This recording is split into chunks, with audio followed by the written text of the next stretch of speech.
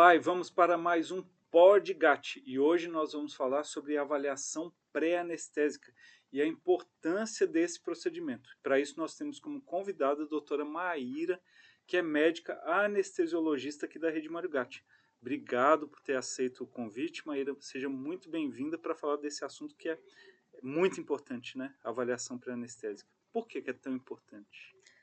Olha, Rodrigo, eu diria que é o momento mais importante do nosso procedimento anestésico. E por que que eu arrisco a falar isso? Porque é o momento que a gente consegue planejar todo o procedimento anestésico, conhecendo o paciente, tendo noção das necessidades clínicas que ele possa apresentar e das restrições por conta de alguma comorbidade ou até mesmo por conta de um antecedente familiar que nos faz ter uma visão diferente de como agiria por conta do antecedente familiar desse paciente. A gente estava conversando aqui antes desse podcast, você falou assim, é diferente o cirurgião que já tem contato no dia a dia, fez a indicação da cirurgia, uma anamnese precisa, acompanha esse paciente em mais de uma consulta e acaba tendo um vínculo e uma possibilidade de estar informado de situações de saúde desse paciente mais aprofundadas. O anestesista, você falou assim, nós vamos conhecer o paciente muito próximo daquele procedimento. Sim. O que o paciente pode esperar quando ele vai nessa primeira consulta, a consulta pré-anestésica? Sim. Olha, são várias as ansiedades, as angústias, né? E os questionamentos que o paciente nos traz numa avaliação pré-anestésica. Mas o que eu acho mais interessante, assim, de tudo, é a questão do medo que o paciente traz sobre a anestesia.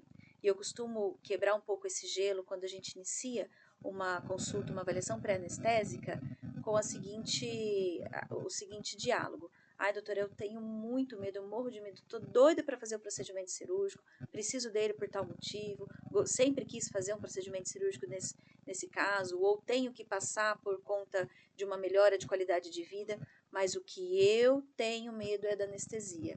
E aí, para quebrar esse gelo e trazer o paciente para a nossa realidade de anestesista, né, da anestesia, eu falo para ele: não tem problema, a gente faz o procedimento cirúrgico sem a anestesia. E aí, o Não é uma paciente escolha tão boa, né? o paciente leva aquele susto e fala: opa, peraí, que tô só olhando para o lado do medo e não para o lado da necessidade. E o lado bom também, né? Ainda bem que tem.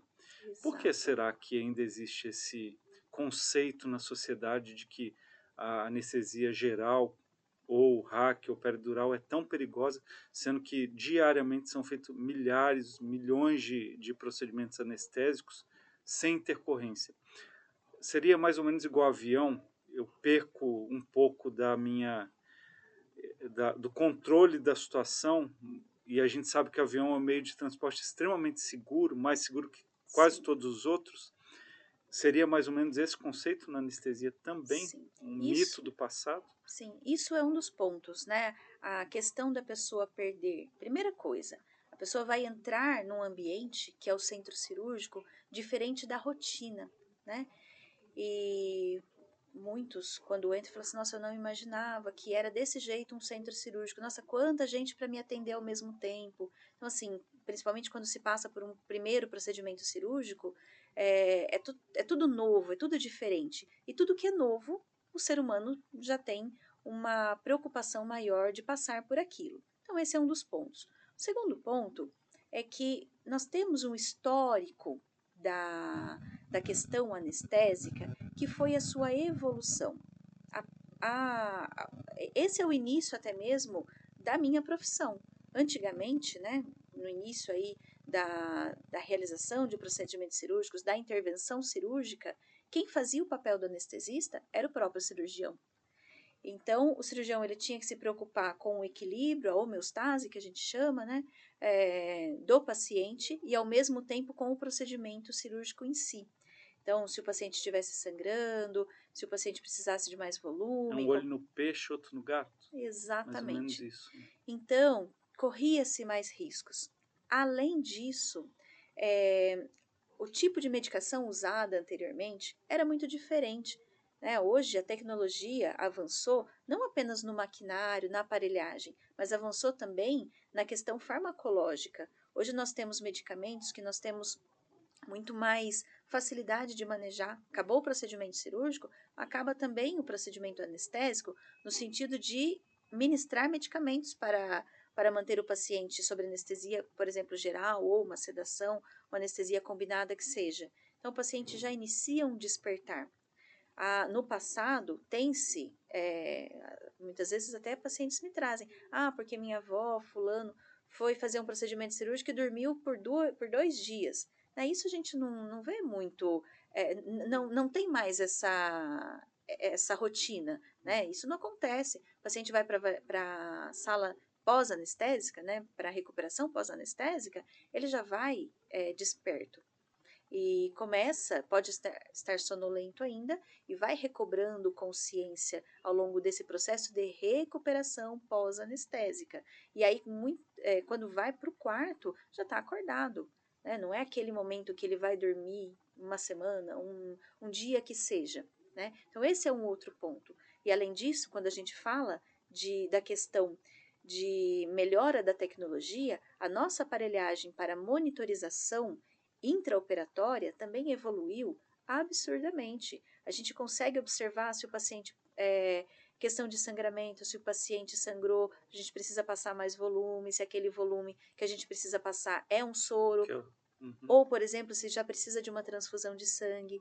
Nós conseguimos ter exames que correm no intraoperatório, a gente faz a coleta de sangue durante a cirurgia, já manda para análise e em questões de minutos já retorna com o resultado, e aí a gente já vai fazendo reposições necessárias ou mesmo de sangue, frações do sangue, eletrólitos, que seja, né? Se o paciente precisa, a gente observa no monitor que ele pode ter sentido um pouco, ter tido sentido dor, por exemplo, né? Durante o procedimento a gente vai aprofundar a anestesia. Tudo isso está muito no controle do anestesista. Isso faz com que o uso de medicamentos seja mais racional também. Mais racional, multimodal, a gente não usa apenas um tipo de medicamento, a gente faz uso de mais medicamentos e isso faz com que a gente reduza a quantidade de medicamento utilizado no paciente. Reduzindo os efeitos colaterais também. Exato. Existem aparelhos hoje para quantificar se o paciente tem algum estímulo doloroso um pouco maior ou mesmo a atividade cerebral do paciente durante a anestesia geral? Sim, nós temos a monitorização, que até mesmo é um outro profissional que nos acompanha em determinados procedimentos, que ele coloca os eletrodos, coloca as agulhas nos pontos específicos para fazer a monitorização tanto do nervo próximo da onde está sendo realizada a cirurgia, quanto na parte cerebral, encefálica, né? Então, tudo isso está muito na mão do profissional que está dentro do centro cirúrgico. E a gente trabalha em equipe mesmo, né? O anestesista conversando com o cirurgião, conversando com a equipe de enfermagem que está no local, conversando com todos os profissionais que estão lá dentro em prol de ser realizada a cirurgia de forma mais assertiva e de melhor qualidade possível. Podemos imaginar que o risco anestésico hoje está mais vinculado ao paciente ou à qualidade de saúde do paciente do que ao próprio procedimento anestésico? Sim. Outra questão que todo mundo me fala, né, que o paciente chega com muita dúvida, é em relação, por exemplo, à dor de cabeça que se tinha quando fazia, por exemplo, uma raquianestesia. E de onde vem esse histórico, né, de ter essa dor de cabeça por conta de uma raquianestesia? As agulhas antigamente elas eram muito mais calibrosas, né? Então, imagina se a gente vamos pensar, né, para a gente conseguir entender isso na nossa cabeça. Se a gente pega uma bexiga cheia de água e faz um furinho, vai sair uma quantidade de água, ou um vaso que seja, faz um furinho, vai sair uma quantidade de água. Se a gente pega e faz um rombo naquele vaso, vai ser uma quantidade de água maior. Isso também acontece quando a gente faz uma anestesia no neuroeixo, que seria, por exemplo, a raquianestesia, né? E aí a gente pega uma agulha que parece que se assemelha a um capilar e faz um furinho muito fino, né, de pequeno calibre, Um fio de cabelo, uma agulha, para mais ou injetar uma menos, né? medicação Tá. nesse espaço. E antigamente esse furinho ele não era a Era semelhança de um calibroso, capilar, né? ele era calibroso. Então ficava se vazando a quantidade de líquor e essa questão de ter uma alteração de pressão no sistema nervoso, que inclui cérebro e medula espinhal, né, o sistema nervoso como um todo, essa alteração de pressão fazia-se com que aquele furinho que ficava pingando líquor por conta desse acesso pela Uhum. anestesia, fazia com que a pessoa tinha dor de cabeça. Só para explicar, líquor é o líquido que fica circundando, né? O cérebro, coluna, né? Faz Isso, parte desse do sistema sistema. nervoso central, Isso. exatamente. E hoje em dia, e aí a orientação era para a pessoa, depois dessa anestesia, ficar muito tempo deitada, e muitas vezes isso não era suficiente, a pessoa tinha dor de cabeça. Então, isso pode acontecer ainda hoje, por alguns motivos, né, por N questões aí, pode acontecer, mas a chance de acontecer é bem menor. Né? Então, é muito importante isso, é muito importante a, a questão do paciente, a gente saber o que o paciente tem de comorbidades, de exames, de antecedentes familiares, para a gente conseguir prevenir aí qualquer complicação que possa acontecer, porque a tecnologia está lá para nos apoiar. Uhum. Dessas, o que, que seria comorbidades? O que esses pacientes têm que Perfeito. pode atrapalhar a anestesia? De comorbidades a gente chama de problemas de saúde prévios, Tá. né? Então, de problemas de saúde pode ser, por exemplo, diabetes, pressão alta, algum problema de coração que pode ser insuficiência cardíaca, alguma arritmia, o que a gente fala de coração grande, Um infarto prévio, um um infarto AVC, prévio, exatamente, algum problema tudo de isso rim, interfere na tudo fígado, isso, né? Tudo endocrinológico, interfere inclusive na metabolização das medicações. dos medicamentos que vocês vão fazer. Isso. E não só isso, Rodrigo. A medicação que o paciente usa em casa, até mesmo a utilização de alguns fitoterápicos, pode alterar a forma como nós vamos fazer a nossa anestesia. E por isso é extremamente importante que o paciente, no momento da avaliação pré-anestésica, seja o mais sincero possível com o anestesista, porque nós precisamos conhecê-lo para saber o que nós podemos utilizar e o que nós não devemos utilizar naquele momento. Se o paciente, por exemplo, omite uma informação e chega no centro cirúrgico e nós precisamos fazer um tipo de anestesia, sem saber daquela questão em específico daquele paciente, aí pode acontecer alguma intercorrência. Você teria algum exemplo comum, assim, de um fitoterápico, por exemplo? Que a maior parte da população acha que fitoterápico não tem nenhum tipo de efeito, assim, visível, a não ser tratar aquela questão específica. Exato. Teria algum, assim, que você pudesse citar para... Por exemplo, nós temos, olha só, ginseng, chá verde, gengibre, alho, ginkgo biloba. São todos fitoterápicos que alteram a coagulação do sangue.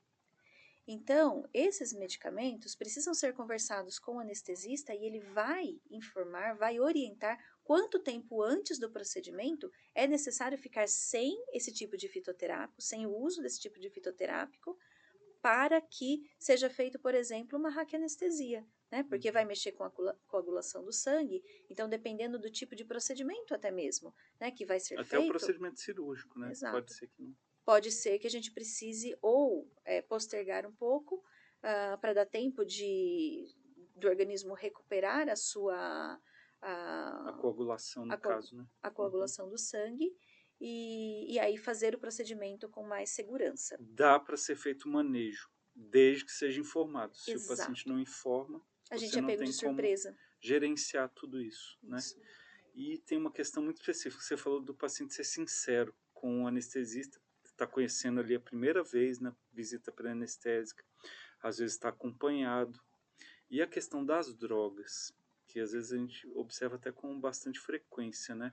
Sim. Cocaína, crack, metanfetamina, que está vindo aí de novo como uma onda. Há uma interferência muito importante em relação à anestesia e riscos grandes para o paciente que faz uso dessas drogas e não avisa antes do procedimento? Sim, o importante é nos avisar, porque a depender do tipo de substância utilizado, ela pode potencializar o efeito da medicação anestésica e, por exemplo, causar uma arritmia, né, o coração começar a bater de forma Descompassada. exato, de forma descompassada, descompensada, descontrolada, e causar outros tipos de intercorrência aí, até mesmo chegando a vir a um infarto no meio do procedimento cirúrgico. Algumas outras medicações, ela faz com que seja necessário aumentar a quantidade de drogas, de medicação Medicamento, né? Aham. anestésica para conseguir fazer com que o paciente seja anestesiado. Porque ele tem uma tolerância pelo uso da droga. Isso. Então, assim, o mais importante é ser sincero, né? Nos Uhum. falar aquilo que está realmente acontecendo para a gente conseguir manejar a situação da melhor forma E possível. lembrar que isso existe um sigilo médico por trás de tudo isso, né? O Sim, mais importante é a segurança do paciente, né? exatamente. Em relação a esses pacientes com insuficiência cardíaca, insuficiência hepática, renal, infartado prévio ou que teve um AVC, não há limitação para fazer anestesia. Há uma adequação a isso que é feito? Nós precisamos olhar cada caso em específico. Dependendo da gravidade do caso, há sim uma limitação para aquele momento. Então, muitas vezes nós precisamos postergar o procedimento cirúrgico, não que ele não vá acontecer, mas nós precisamos espaçar, deixar ele acontecer um pouco depois, para que aquele paciente, numa situação específica, possa ter uma melhora clínica e aí sim entre com mais segurança para a cirurgia. E aí entra o conceito de urgência e emergência e cirurgias eletivas também. Isso, muito bem lembrado.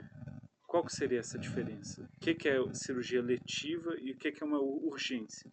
Que é o foco do nosso hospital, a maior parte dos pacientes, urgência e emergência, né? Sim. Mas o que seria a cirurgia eletiva? Isso. A cirurgia, vou começar então pelo contrário, né? Pelo oposto. A cirurgia de urgência e emergência é aquela que necessariamente tem que ser feita. O paciente precisa daquilo para equilibrar a saúde, vamos colocar assim. Então, ele precisa acontecer. O paciente necessita daquele procedimento.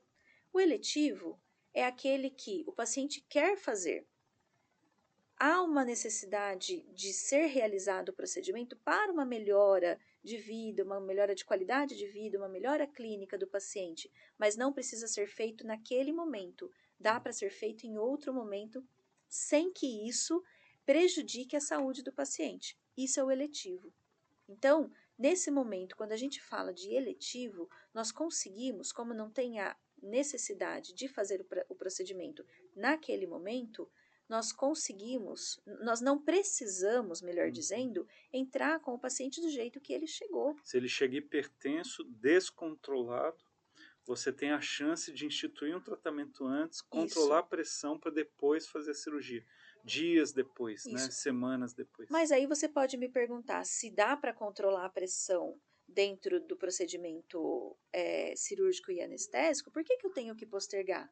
Então alguém poderia pensar, então eu não vou falar o que está acontecendo e aí a minha cirurgia vai acontecer de forma mais rápida. Qual é o principal prejuízo em relação a isso? É a chance daquele medo da anestesia, lá do início que nós conversamos, de acontecer alguma intercorrência. Porque é muito mais difícil a gente conseguir equilibrar algo que tende ao desequilíbrio no meio do procedimento cirúrgico e anestésico do que deixar clinicamente estável e aí sim entrar para o procedimento. Perfeito. E nessa visita pré-anestésica, Maíra, além desse contato inicial com o profissional, nem sempre vai ser o profissional que vai fazer a anestesia de fato, mas ele vai fazer essa avaliação global. O que o paciente precisa levar, além das informações sobre a sua saúde e medicamentos em uso? É muito importante que o paciente tenha com ele os exames laboratoriais, de imagem, eletrocardiograma, qualquer avaliação anterior que ele já tenha feito. Cartas de outras especialidades, como por exemplo carta de cardiologista, de pneumologista. Se o paciente tem algum problema pulmonar, faz acompanhamento com o pneumo, é importante que o pneumo faça uma avaliação e encaminhe para o anestesista essa carta. Um asmático, por exemplo. Sim, aí ele vai contar nessa carta como que tem sido o tratamento desse asmático, né? Se ele tem tido crises recorrentes, o que é feito no momento da crise, se ele precisa de internação, se ele teve internações recentes ou se ele conseguiu fazer um tratamento ambulatorial. E assim o anestesista consegue ter um entendimento maior em poucos minutos daquela consulta pré-anestésica do que é a vida do paciente, a vida clinicamente falando, né? E quando Desse nós falamos paciente. em anestesia geral, está se falando de via aérea, né? O paciente vai respirar por um tubo que vai passar ou pelo nariz Ou pela boca. ou pela boca, né? Até a traqueia.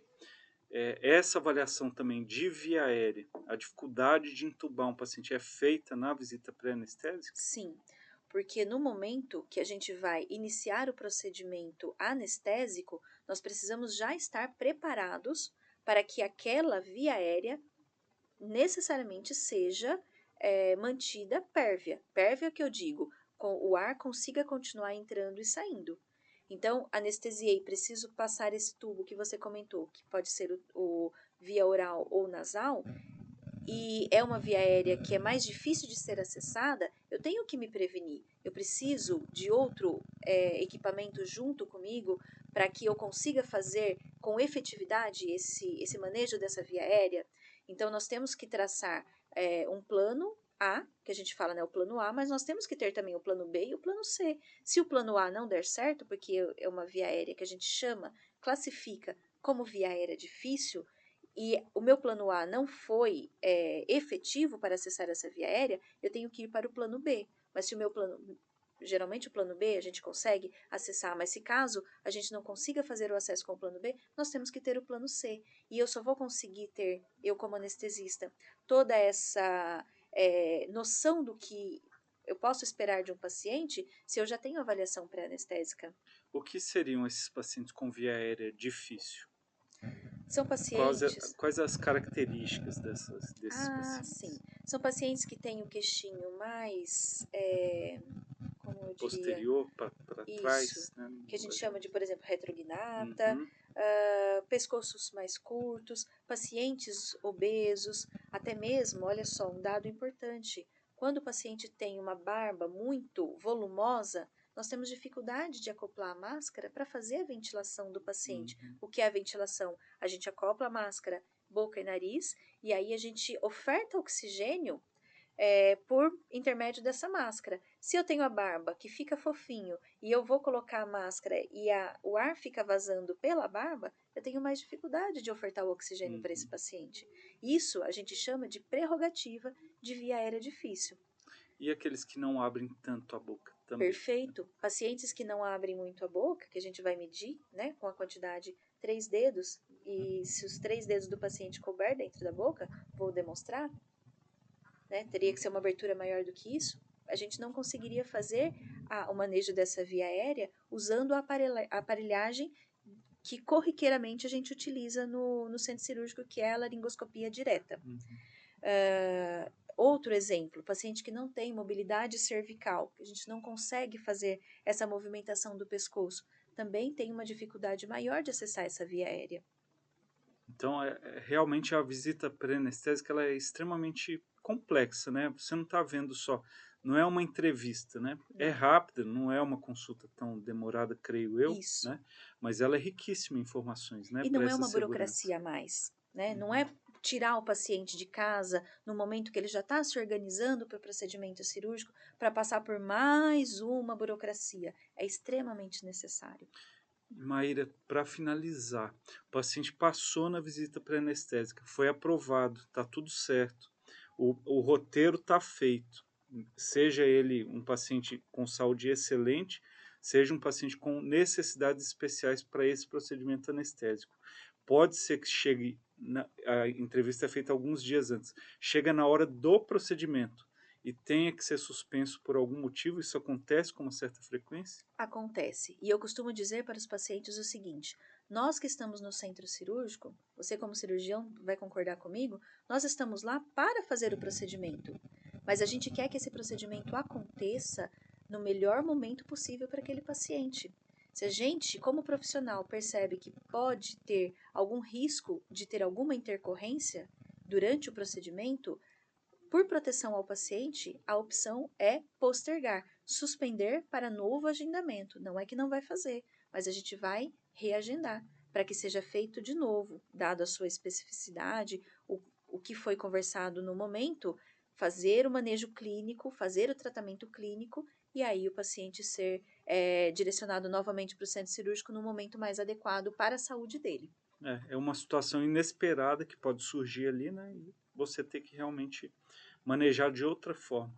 Exato. E o último detalhe em relação ao jejum, que eu não sei se tem mudado ou não, ou se mantém as mesmas características do passado. O paciente, por exemplo, para anestesia geral e também considerando o RAC peridural, tem que fazer jejum? Sim, o mais importante é fazer o jejum. E o mais importante não é apenas fazer o jejum, é entender por quê. Porque a outra questão é que a gente precisa da sinceridade do paciente. A gente não quer deixar o paciente com fome apenas, Uhum. né? A gente quer prevenir. O que acontece basicamente? Por que eu preciso do jejum? Quando nós estamos acordados e nos alimentamos, a comida fica no estômago. Se a gente tem algum reflexo de tosse, qualquer coisa que seja, e a comida está no estômago e por algum motivo Um refluxo, alguma coisa assim. nós temos o reflexo para o vômito e Uhum. aquele alimento ele vai do estômago para o externo, para fora, Uhum. né? Quando o paciente é anestesiado, primeiro que ele vai estar em decúbito horizontal, ou seja, o paciente está deitado. O paciente deitado foi anestesiado, assim como a musculatura dos braços, das pernas, ela relaxa, internamente também acontece um relaxamento. E aí, aquela válvula que segura a comida dentro do estômago, ela também tem um relaxamento. A comida pode não ficar lá e ela vai sair do estômago. Se o paciente está acordado, vômito e esse conteúdo é externalizado. Se o paciente já está anestesiado, esse alimento ele vai ficar no meio do caminho.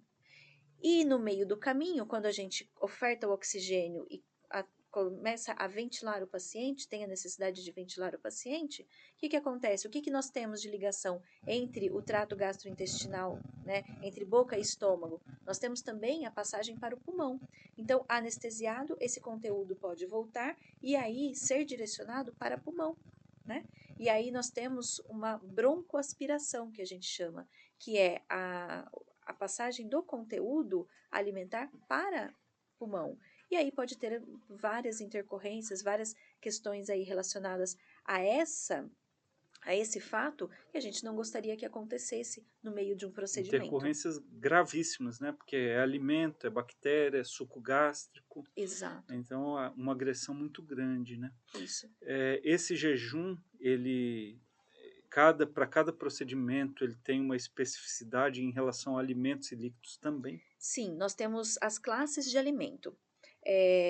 Hoje em dia, nós temos uma atualização, até foi uma pergunta que você fez anteriormente, de como se faz esse jejum. Até mesmo fala-se muito hoje do jejum abreviado. Não gostaria de entrar em detalhes aqui, porque cada hospital tem a sua forma de fazer esse jejum. Cada um segue o seu protocolo e tem-se um, um estudo por trás, uma questão, um protocolo por trás para ser utilizado o determinado tipo de protocolo utilizado naquele hospital. Nós aqui utilizamos o jejum de 8 horas para sólidos, né? E precisa seguir essa questão. E eu me perdi um Leite pouquinho. é sólido ou é líquido? Leite, quando o leite não vira É queijo? líquido. O leite É não só vira uma queijo? pergunta Mas capciosa, é assim, né? excelente, porque Aham. o leite vira queijo. Então ele tem o sólido lá no meio. Apesar dele ter o líquido também, ele tem o conteúdo sólido no meio. Então ele pode ser tratado como sólido, Uhum. né? Leite materno Então, é outra 8 questão. horas. Uhum. Leite materno é outra questão. O que poderia tomar nesse período de jejum em relação a líquidos? Em relação a líquidos, de novo, cada hospital trata de uma forma. A gente gosta muito do jejum abreviado, né, que seria menos tempo de jejum para o procedimento cirúrgico. Nós aqui do Hospital Mário Gatti ainda utilizamos o tempo de jejum de 8 horas. E nós temos uma questão muito importante em relação a isso. O paciente ele tem que estar pronto para o procedimento cirúrgico. Se esse procedimento, por algum motivo, adianta, por exemplo, a gente tem que ter conhecimento de qual foi o horário da última refeição. Então, assim, é importante seguir o protocolo de jejum instituído pelo anestesista daquele hospital. Então, o que for definido, isso tem que ser conversado com o anestesista e o que for definido por ele tem que ser seguido. Por quê? Para única e exclusivamente proteção do paciente. Então, por exemplo, uma coisa interessante, né? Mas então, uma dúvida que os pacientes trazem. Mas então, como eu não posso tomar líquido, eu tenho que fazer o jejum de líquido, então não posso escovar o dente. Mas a gente não vai engolir a água. Então, pode escovar o dente, não tem problema nenhum.